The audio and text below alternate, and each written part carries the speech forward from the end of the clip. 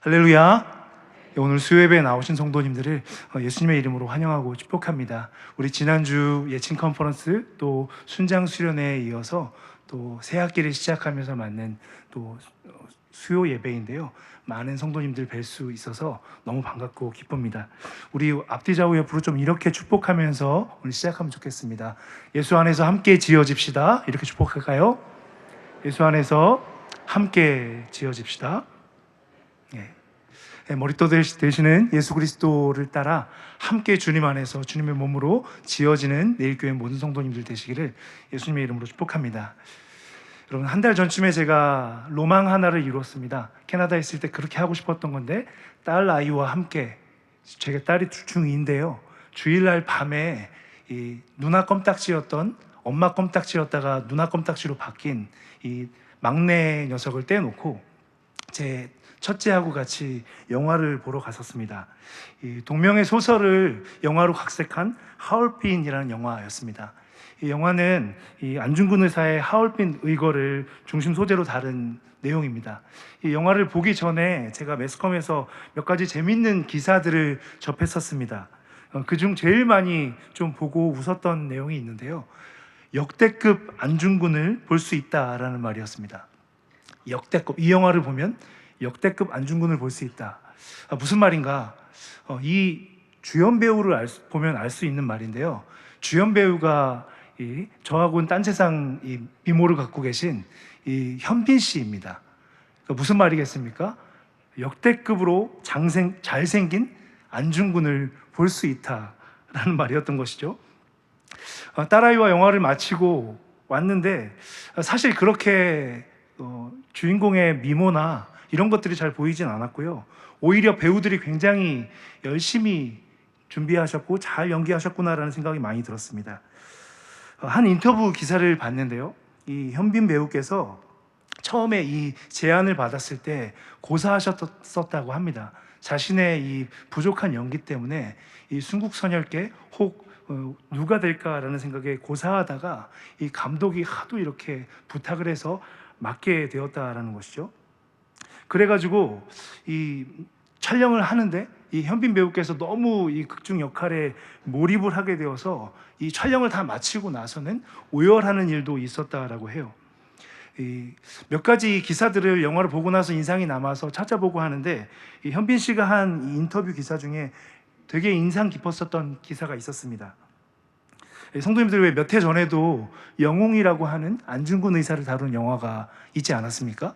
이 영웅이라는 영화가 이 안중근 의사의 이 독립투사로서의 이 혼과 이 영웅적인 면모에 집중했다면, 이 하얼빈이라는 영화는 이 30대 청년 안중근, 이 자신의 신념 때문에 자기 동지들을 죽게 만든 30대 청년 안중근이 갈등하고 휴머니스트로서 이 하얼빈 의거를 이루기까지 과정 중에서 흔들리는 모습들에 집중해서 영화를 만들었다라는 거예요. 그래서 이 현빈 씨는 감독과의 대화 가운데 이 영화, 이 각본에서 초점을 맞추려고 하는 안중근은 어떤 모습일까?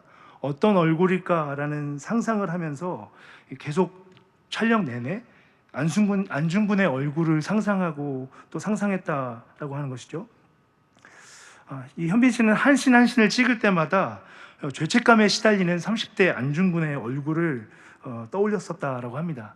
저도 이 영화를 보고 이 기사를 접한 이후에 난생 처음으로 이 안중근 의사의 얼굴은 어떤 얼굴이었을까? 국사책에서 옛날에 봤었던 얼굴은 있지만 30대 안중근의 얼굴은 어쩌면 내가 생각해왔던 것처럼 용맹함이나 이 사명감으로 점철된 얼굴 외에 굉장히 두려움 가운데 떨리는 얼굴들도 있지 않았을까라는 생각들을 처음 해보게 되었습니다. 성도 여러분, 오늘 본문은 이 스데반 설교의 마지막 결론부입니다. 스데반은 오늘 본문의 이 부분의 변론을 끝으로 우리 모두가 기억하고 있는 순교의 길을 갑니다. 설교 끝에 제가 다시 한번 말씀을 드릴 텐데요, 제가 순교를 당했다가 아니라 순교의 길을 갔다라고 말씀드린 걸 기억해 주십시오. 먼저 정리하는 차원에서 잠깐 3장, 7장의 전반부를 잠깐 살펴볼 필요가 있는데요. 어떤 내용들이 있었습니까? 이 7장 2절부터 오늘 본문 바로 앞 35절까지 스데반은 이 언약 관점에서 변론을 계속하고 있습니다. 스데반에게 여러분 씌웠던 누명이 두 가지 있었던 걸 기억하시죠? 이 6장 13절이 말씀해 줬는데요. 제가 다시 한번 읽어드리겠습니다. 거짓 증인들을 세우니 이르되 이 사람이 이 거룩한 곳과 율법을 거슬러 말하기를 마지 아니하는도다. 여러분 사실 이 누명은 예수님도 썼었던 누명이었습니다. 무엇입니까? 첫 번째, 모세 율법을 거스른다. 두 번째, 이 거룩한 곳, 이 성전을 모독한다. 여러분 7장 전체는 이 두 가지 누명에 대한 스데반의 변론입니다. 스데반은 여러분 그런데 이 변론을 자기 변호로부터 시작하지 않습니다. 어디서부터 시작하는가? 아브라함과 맺은 하나님의 언약으로부터 변론을 시작합니다. 그리고 이어서 이삭, 야곱, 요셉, 모세에 이르기까지 하나님께서 어떻게 이 약속을 지켜오셨는지 그 경위를 압축적으로 설명합니다. 여러분 예컨대 7장 내용들을 쭉쭉 살펴보시면 반복되는 단어 하나가 보이실 것입니다. 좀 한번 띄워주십시오. 5절에 보면은 이 소유로 주신다고 약속하셨으며 라는 단어가 보이고요. 또 8절 한번 보여주십시오. 할례의 언약을 아브라함에게 주셨더니, 또 17절이요. 하나님이 아브라함에게 약속하신 때가 가까움에, 30절 마지막으로 40년이 참에. 어떤 단어가 보이십니까? 약속이 성취되는 것에 맞춰져서 진행되고 있는 것들을 보실 수 있습니다. 여러분 이렇게 해서 스데반은 언약 성취의 관점에서 변론하고 있습니다. 성도님들 여기까지 내용들을 보실 때 어떻습니까? 스데반은 2절에서 여러분 부형들이여라고 하면서 친밀한 호칭으로 변론을 시작합니다. 그리고 이어 유대인이라면 누구나 동의할 수밖에 없는 헬라파이건 히브리파 유대인이건 누구나 동의할 수밖에 없는 신앙의 뿌리에 호소합니다. 어떤 신앙의 뿌리입니까? 아브라함의 후손이요, 하나님의 계시를 받은 모세와 율법까지 물려받은 선민, 유대교 신앙의 뿌리에 호소한 것이죠. 여러분 정리해보면 이 전반부에서 스데반은 자신 또한 아브라함, 이삭, 야곱, 요셉, 모세로 이어지는 이 유대교 신앙의 뿌리, 이 동일한 신앙 기반 위에 서 있다라고 이 호소하면서 변론한 것을 우리가 확인할 수 있습니다. 그러나 여러분 오늘 본문 변론의 후반부는 어떨까요? 스데반은 그의 입장을 180도 완전 바꿉니다. 오늘 본문에서 스데반은 유대주의자들의 모함 두 가지를 적절히 설명하는 게 아니라 완전히 박살내버립니다. 성도님들, 우리가 완전 맞는 말 할 때 하는 표현이 있죠. 뼈 때리는 소리 한다. 여러분 뼈 때리는 소리 한다 하지 않습니까? 이게 무슨 뜻이죠? 뼈를 맞는 것처럼 아프게 이 전곡을 찔렀다는 뜻 아니겠습니까? 여러분 오늘 후반부에 이 스데반의 변론이 이 뼈 때린다라는 말로도 이 부족할 정도로 정말 전곡을 찌르는 말들이 계속됩니다. 스데반은 완전 전곡을 찌르는 송곳 같은 말들만 골라서 하고 있습니다. 성도님들 요즘에 이 유튜브나 이런 데에서 회자되는 재밌는 말 중에 막눈광이라는 말 아십니까? 이게 맑은 눈에 뭐죠? 광인. 눈만 딱 봤을 때에는 깨끗하고 맑은 눈일 것 같은데 약간 미친 끼를 가지고 있는 사람들을 약간 우프게 얘기할 때 막눈광이다라고 하는데요. 여러분 저는 오늘 이 스데반의 모습을 보면서 이 막눈광이라는 단어가 떠올랐습니다. 6장 15절에 보면은 이 공회에 끌려와서 변론을 할 때 스데반의 얼굴이 어떻다라고 말했습니까? 천사의 얼굴과 같았다라고 하는데요. 스데반은 천사의 얼굴과 같은 얼굴을 가지고 정말 급소를 찔러 쪼개는 이 정말 너무너무 아픈 말들, 급소를 찌르는 말들을 계속하고 있는 모습들을 보여주고 있기 때문입니다. 여러분 오늘 스데반이 보여주고 있는 변론들은 그냥 단순히 뼈 때린다 정도가 아니라 정말 관절과 골수와 신경을 찔러 쪼개는 같은 정말 아주 날카로운 표현들로 이어지고 있습니다. 며칠 전에 이 권사님과 만나서 잠깐 교제를 했는데요. 이 치과 가서 이 신경치료를 하신 것 같습니다. 너무 아프고 힘드셨다라고 하시면서 말씀을 하시는데, 저도 이 치과 가서 신경치료 받았었던 적이 무서워서 못 가고 있는데요. 아시죠? 이 신경치료 받을 때 살짝만 건드려도, 근처만 이 신경치료 받는 부위 건드려도 온몸이 팍 움직이면서, 파르르 움직이면서 반응하게 되지 않습니까? 여러분, 오늘 스데반이 이 유대주의의 급소를 찌르는 것이 마치 치과의 신경치료와 같습니다. 유대주의 신앙에 뿌리 깊이 썩은 폐부를 스데반은 오늘 송곳과 같이 찌릅니다. 이 모세 율법과 성전 신학의 이 허울 뒤에 숨어 있는 유대주의 신앙의 폐부를 이 네 가지 근거로 지적하면서 말씀하고 있습니다. 오늘은 이 네 가지 이 스데반이 지적하는 것들을 좀 살펴보면서 말씀의 은혜를 함께 구하기 원합니다. 여러분, 첫 번째로 이 스데반이 드러낸 유대주의 신앙의 폐부는 유대주의는 모세를 온전히 알지 못한다라는 사실입니다. 37절 말씀 같이 읽겠습니다. 이스라엘 자손에 대하여 하나님이 너희 형제 가운데서 나와 같은 선지자를 세우리라 하던 자가 곧 이 모세라. 아멘. 성도 여러분, 저는 오늘 이 37절 말씀을 보면서 이 한 가지 질문이 생겼습니다. 왜 하필 이 시점에 이 말씀을 인용하고 있는 것일까? 성도 여러분, 스데반은 지금 어떤 시점에 놓여 있습니까? 그 자신 이 모세와 율법을 거스른다는 이 누명을 받고 있지 않습니까? 그 누명을 해명해야 하는 시점 가운데 있습니다. 그런 시점에서 18장 15절, 너희 형제 중에 나와 같은 선지자를 세울 거야 라고 말한 사람이 바로 그 모세야, 이 말씀을 인용하고 있는 것 어떻습니까? 이 적절한 말씀이라고 보이시나요? 앞서 우리가 7장 전반부에 살필 때 어땠습니까? 언약 관점에서 유대주의자들도 공유하고 있는, 모두가 동의할 수 있는 것을 호소했습니다. 그런데 여러분, 이번에는 스데반은 다른 부분을 이야기하고 있는 것이죠. 여러분, 한번 생각해 보십시오. 지금 이 공회 앞에 서 있는 스데반이 갖고 있는 신앙과 이 스데반을 공격하러 온 이 유대주의자들과 이 동일한 부분만 있습니까? 다른 부분도 있지 않습니까? 어떤 게 스데반과 그 유대주의자들과의 차이입니까? 결정적인 차이가 있죠. 무엇입니까? 예수 신앙입니다. 스데반은 성령이 주시는 지혜와 은혜를 따라 예수 그리스도를 알게 되었습니다.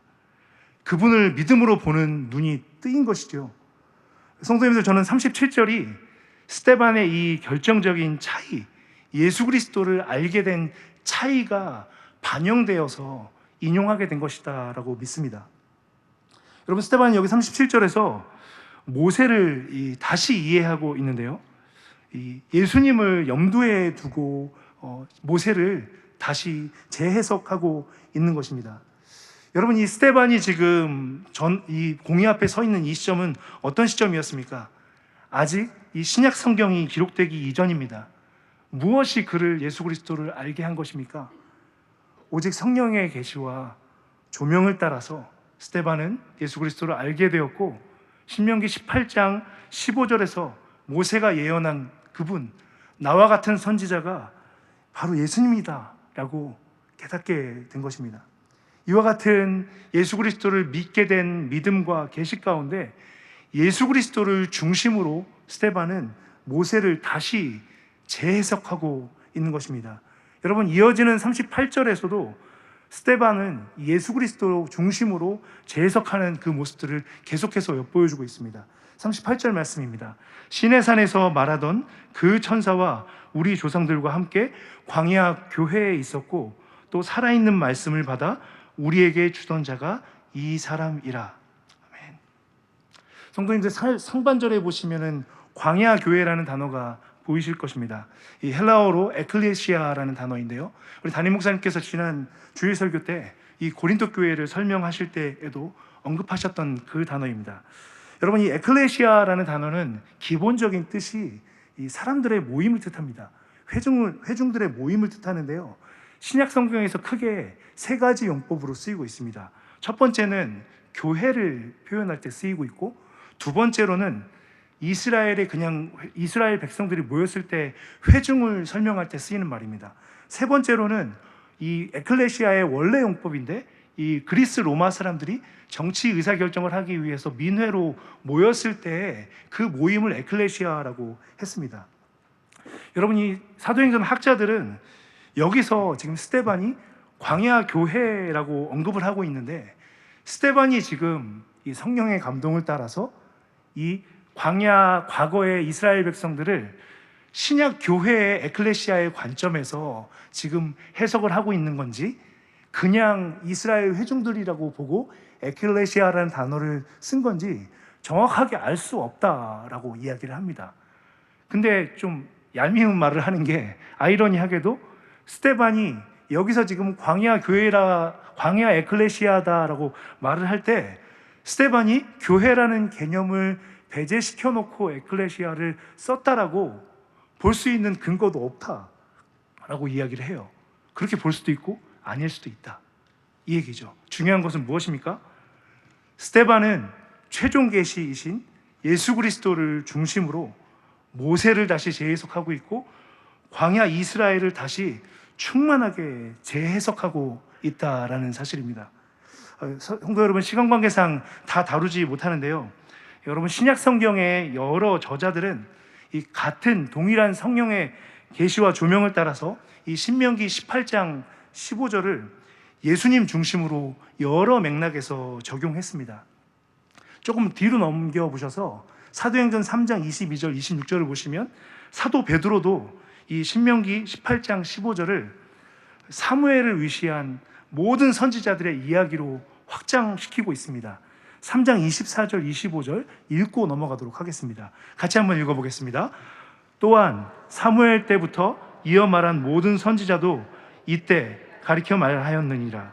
너희는 선지자들의 자손이요 또 하나님이 너희 조상과 더불어 세우신 언약의 자손이라. 아브라함에게 이르시기를 땅 위의 모든 족속이 너의 씨로 말미암아 복을 받으리라 하셨으니. 아멘. 24절에 지금 이때를 가리켜 말하였다라고 얘기하는 게 예수님의 때를 이야기하고 있는 겁니다. 그리고 25절 마지막에 보면 모든 족속이 너의 씨로 말미암아 복을 받으리라 하셨으니 라고 할 때, 여기서의 씨도 예수님을 말씀하고 있는 것이죠. 여러분, 한 가지만 더 살펴보자면, 또 같은 성령을 따라서 이 공간 복음을 기록한 마태, 마가, 누가, 이 세 명도 이 신명기 18장 15절을 적용을 하는데요, 이 마태복음 17장, 마가복음 9장, 또 누가복음 9장에 보면 우리가 잘 알고 있는 변화산 사건이 기록되어 있습니다. 여러분, 그 변화산 사건에서 여러분 잘 알고 계시죠? 예수님과 엘리야와 모세가 큰 영광 가운데 대화를 하고 있죠. 그런데 어떤 일이 벌어집니까? 구름이 덮습니다. 구름이 덮고 나서 하늘에서 음성이 들리죠. 이는 내 사랑하는 자, 이는 내가 택한 아들이다. 너희는 그의 말을 들으라 하고 구름이 다시 덮습니다. 음성이 들려지고 나서 나중에 누구만 남죠? 모세도 엘리야도 사라지고 예수님만 남습니다. 여러분, 이 변화산 사건 또한 같은 성령의 조명 가운데 마태, 마가, 누가도 신명기 18장 15절에서 모세가 예언한 나와 같은 선지자를 보내실 거야 라고 말씀하신 그 선지자가 바로 예수님이다라는 것을 말씀하고 있는 것이죠. 한 구절만 찾아보겠습니다. 누가복음 9장 35절 36절 상반절인데요, 같이 한번 읽어보도록 하겠습니다.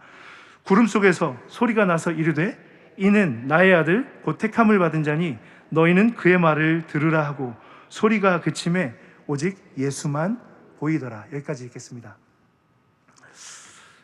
성도님들, 이제 세 가지가 남았는데요, 두 번째, 세 번째, 네 번째 이 스데반이 지적한 부분들은 좀 빨리 살펴보도록 하겠습니다. 두 번째로 스데반이 드러낸 유대주의 신앙의 패부는 너희만 불순종한 것이 아니라 조상 대대로 너희는 모세에게 순종은커녕 40년간 단 한 번도 하나님께 예배한 적이 없다라는 고발입니다. 성도님들, 이 고발을, 지금 스데반의 고발을 듣고 있는 유대인들의 입장에서 한번 생각해 보십시오. 유대인들 어떤 자들입니까? 자신들만 모세의 후손이고 자신들만 율법을 안다라고 자랑하던 자들이었습니다.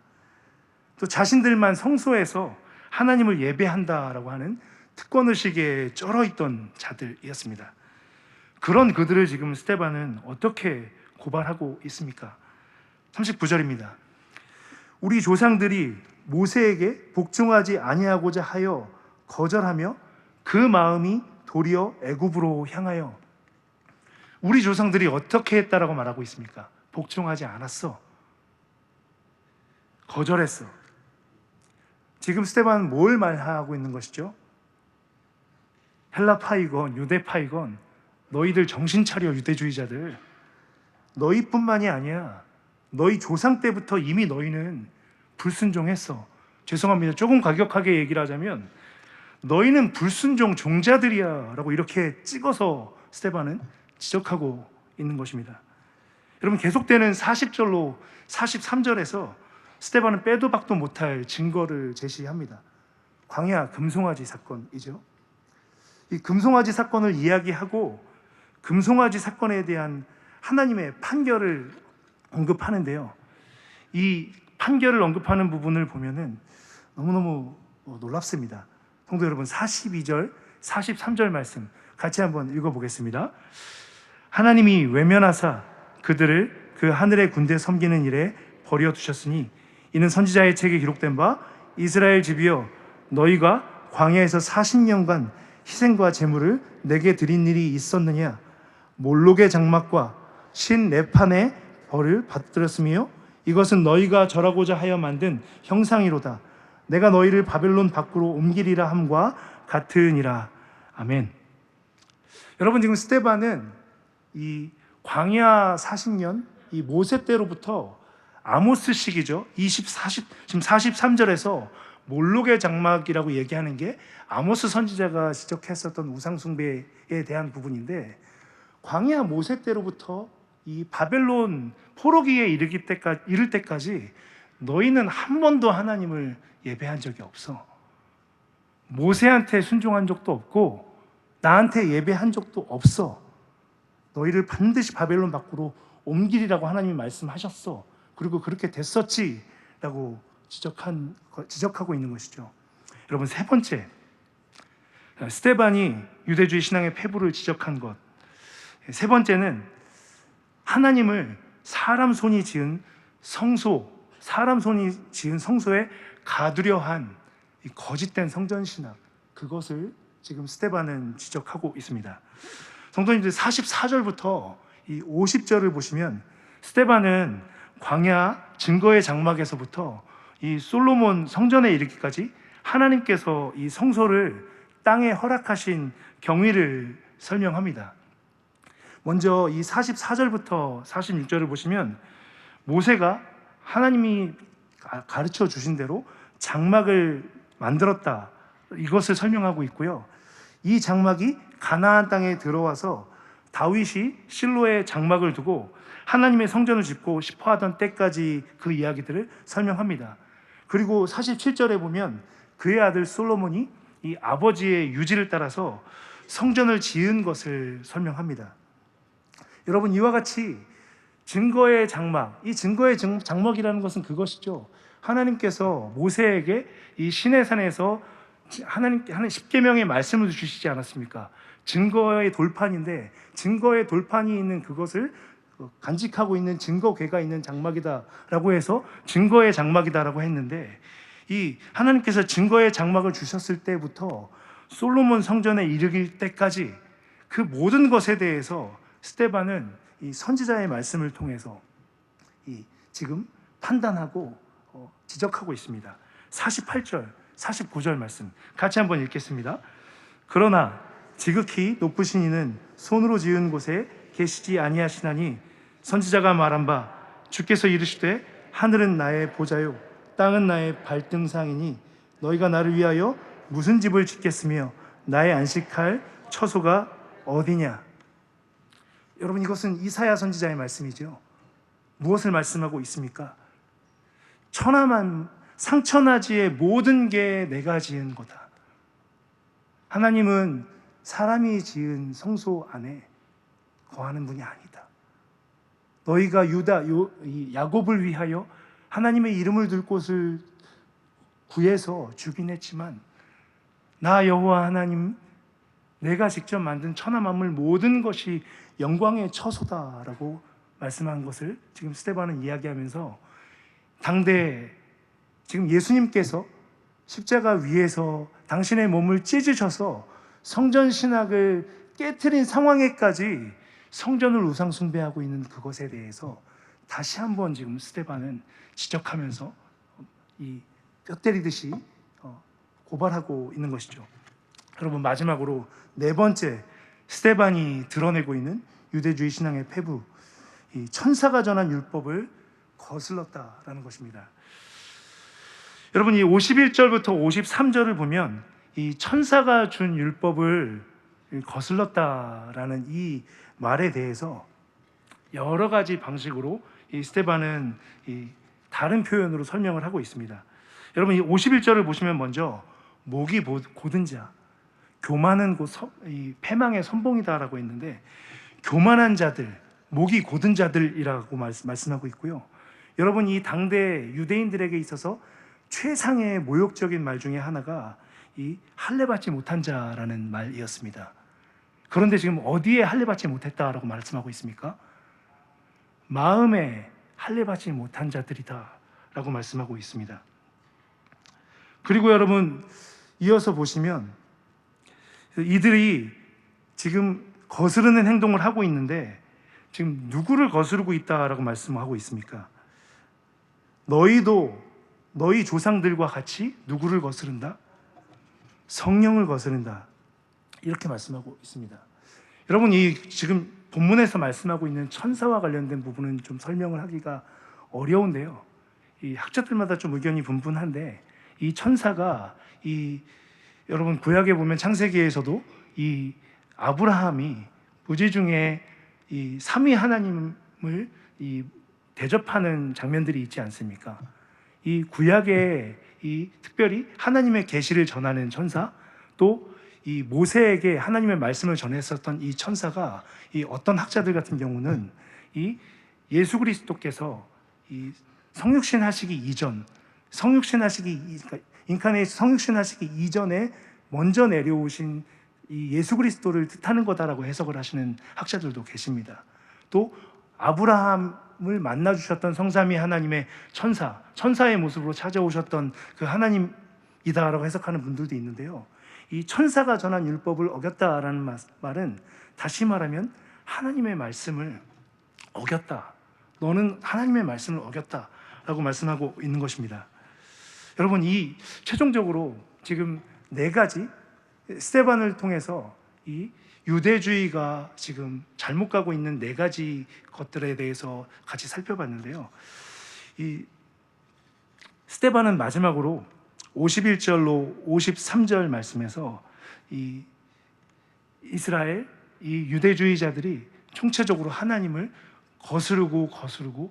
거스른다라는 부분을 반복해서 여러 표현을 통해서 지적하고 있는 것입니다. 여러분, 51절로 53절 말씀 같이 한번 읽어보겠습니다. 목이 곧고 마음과 귀에 할례를 받지 못한 사람들아, 너희도 너희 조상과 같이 항상 성령을 거스른도다. 너희 조상들이 선지자들 중에 누구를 박해하지 아니하였느냐? 의인이 오시리라 예고한 자들을 그들이 죽였고 이제 너희는 의인을 잡아준 자요 살인한 자가 되나니 너희는 천사가 전한 율법을 받고도 지키지 아니하였도다 하니라. 아멘. 여러분, 52절의 말씀 어떻습니까? 너무 두렵지 않습니까? 너희는 거스르는 자들이야. 교만한 자들, 하나님의 심판을 피할 수 없는 자들이고, 너희는 너희 조상들과 같이 항상 성령을 거스르는 자들이야. 너희 조상들이 의인이 오겠다라고 먼저 예언했었던 선지자들을 박해하고 죽인 자들이었다면 너희는 그 의인 예수를 죽였잖아 라고 스데반은 지금 지적하고 있습니다. 성도 여러분, 앞서 이 안중근 의사 얼굴 말씀을 드렸죠. 오늘 본문 말씀을 보면서 사실 이 스데반 설교의 마지막 파트를 보면서 말씀을 묵상하는데 마음이 참 어려워졌습니다. 스데반은 여러분 6장에서 반복해서 3절, 8절, 10절 그리고 55절에 이르기까지 스데반을 정의하는 단어가 있다면 충만입니다. 성령과 지혜가 충만했고 권능이 충만했고 은혜가 충만했다. 그와 같이 충만했던 자가 이 순교를 앞두고 왜 이와 같이 아프고 날카롭고 잘못된 부분들을 냉정하게 찌르고 폐부를 찌르는 이런 말들을 하고 있는 것일까? 성령과 은혜가 충만한 자라면 부드러운 권면의 말과 설득과 이런 것을 할 수 있지는 않았을까? 제가 사실 사역 철학 중에 하나가 누이 좋고 매부 좋고 이런 게 있었습니다. 하나님 일을 하면서 가급적이면은 이득을 위해서가 아니라 어떤 다툼을 일으키지 않게 하는 것을 가장 중요한 원칙 중에 하나로 여겼었고, 제가 청년 시절부터 30대 중반 때까지 사실 가운데에 끼더라도 어떻게든지 분쟁을 일으키지 않고 다툼을 일으키지 않고 하는 것이 가장 중요하다라고 생각을 하고 사역을 했었거든요. 그런데 사역을 하면서 그게 그렇게 되지 않는 순간들이 있더라고요. 어느 때냐 하면 잘못된 부분이 있는데 그것에 대해서 반드시 말을 해줘야 되는 상황들, 그럴 때에는 하나님 앞에 그 사람이 잘못됐다라는 것을 말을 하지 않으면 그 말을 하지 않은 것에 대해서 말씀을 담당하고 있는 자가 하나님 앞에 그 죄를 계수해야 되기 때문입니다. 그냥 좋게 되지 않는 것들이 있어요. 천사와 같은 얼굴을 한 스데반이 이와 같이 아픈 말들로 지적을 하고 하는 말들을 왜 해야만 했을까? 앞서 잠깐 설명을 드렸는데 여러분, 지금 이 유대주의자들의 상황은 어떻습니까? 예수님께서 이미 요한복음 2장 19절에서도 말씀하신 바 이 성전을 허물라 내가 사흘 후에 다시 세우리라. 거짓된 율법 숭배와 성전 신학을 예수님께서 당신의 몸을 찢어서 해체시켰는데, 그런 가운데에도 완강하게 성전 신학을 고수하고 있는 자들입니다. 성도님들, 여기서 세상의 길과 우리 그리스도의 길, 예수님을 따르는 모퉁이 돌 대신 예수님을 따라가는 우리 그리스도의 길이 차이가 있습니다. 세상에서는 어떻습니까? 완강하게 끝까지 말을 안 듣고 불순종하고 거스르는 자들을 봤을 때 세상은 어떻게 합니까? 때리고 징계하고 얼르고 맛있는 것도 사주고 하다가 말을 안 들으면 버립니다. 그리스도의 길은 어떻습니까? 우리 교회의 길은 어떻습니까? 처음엔 비슷합니다. 사랑으로 권면하고 맛있는 것도 사주고 때려보기도 하고 징계해보기도 하고 안 될 때 마지막에 어떻게 합니까? 그의 굳은 마음을 깨트리기 위해서 그를 깨트리는 게 아니라 자기 자신을 깨트립니다. 예수님께서 죄인들을 위하여 당신의 몸을 찢으신 것처럼 모퉁이 돌 대신 예수님처럼 굳은 마음들을 깨트리기 위해서 자기 자신을 깨트리는 길로 가는 것이 이 그리스도의 길이고 오늘 스데반이 보여주고 있는 길인 것이죠. 앞서 이 스데반이 순교를 당한 것이 아니라 순교의 길을 갔다라고 말씀을 드렸습니다. 여러분, 스데반이 이와 같이 순교의 길을 스스로 택하면서 독한 말을 하면서 이와 같이 자신이 죽을 수밖에 없는 상황들을 통하여서 정말 하나님께서 스데반을 통하여 변화시키려고 하는 일은 무엇입니까? 이 학자들은 이 사도행전에서 누가가 이 스데반 사건을 통하여서 그 이야기를 어디로 끌고 가고 있는가를 주목하라고 말씀합니다. 여러분, 본문 7장 58절 말씀 한번 보시겠습니다. 제가 읽어드리겠습니다. 성 밖으로 내치고 돌로 칠세 증인들이 옷을 벗어 사울이라 하는 청년의 발 앞에 두으니라. 여러분, 지금 누가는 성령의 조명을 따라서 이 스데반 사건을 지금 누구에게로 초점을 맞춰 끌고 가고 있습니까? 사도 바울입니다. 지금 아직 예수님을 알기 이전에 예수 믿는 자들을 핍박하였었던 사울, 그에게 초점을 맞춥니다. 8장 1절은 이렇게 말씀합니다. 사울은 그가 죽임당함을 마땅히 여기더라. 여러분이 오늘 본문 7장 바로 앞에 6장 9절에 보시면은 이 자유민들의 회당에서 온 사람들 그 고향이 나옵니다.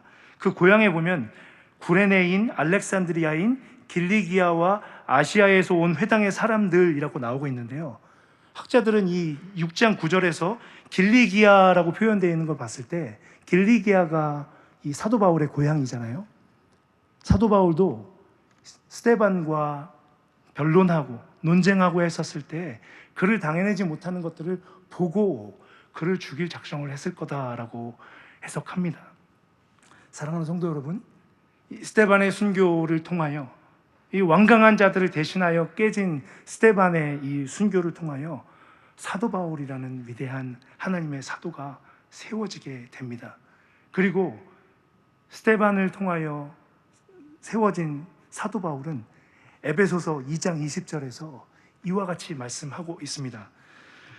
너희는 사도들과 선지자들의 터 위에 세우심을 입은 자라. 그리스도 예수께서 친히 모퉁이 돌이 되셨느니라. 아멘. 사랑하는 성도 여러분, 오늘 우리가 말씀을 기억하면서 순교의 신앙에 대해서 우리가 좀 깊이 묵상해 보길 원합니다. 나를 좀 힘들게 하고 계속해서 이 어렵게 만드는 어떤 사람들이 있습니까? 그 사람 앞에 정말 나는 예수님께서 또 스데반이 본을 보인 것과 같이 그를 바꾸려고 하는 거에 초점을 맞추는 게 아니라 그의 완강한 마음을 깨트리기 위하여 내 자신, 모퉁이 돌 대신 예수님 따라 내 자신을 깨트리는 그리스도의 길 가운데로 나아가고 있는가, 하나님 앞에 우리 자신을 돌아보는 은혜가 있기를 예수님의 이름으로 축복합니다.